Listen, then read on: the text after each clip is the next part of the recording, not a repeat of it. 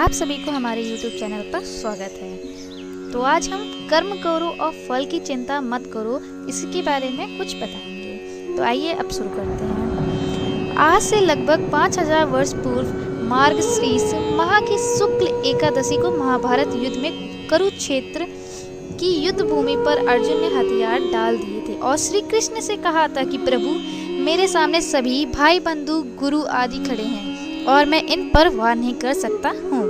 मैं युद्ध से हट रहा हूँ। अर्जुन के इस तरह कर्म से विमुख होकर मोह में बंधने को श्री कृष्ण ने अनुचित ठहराया।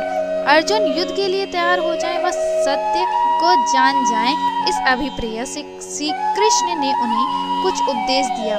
यही उपदेश गीता है।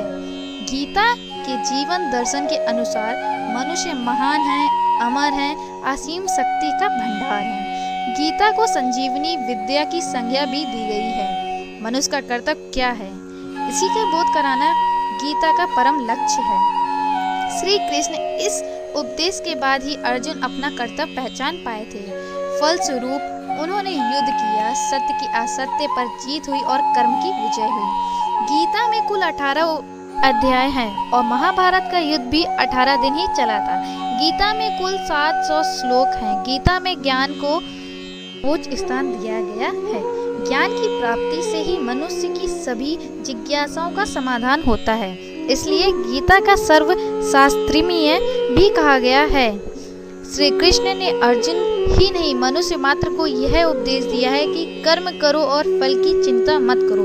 फल की इच्छा रखते हुए भी कोई काम मत करो। जब इच्छित फल की हमें प्राप्ति नहीं होती है तो हम दुख होते हैं। अतः सुखी रहना है तो सिर्फ कर्म करो और वह भी निष्काम भाव से।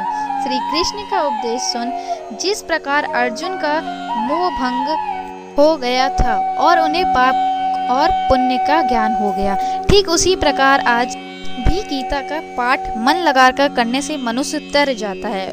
उसके सारे पाप नष्ट हो जाते हैं और उसे मोक्ष की प्राप्ति होती है।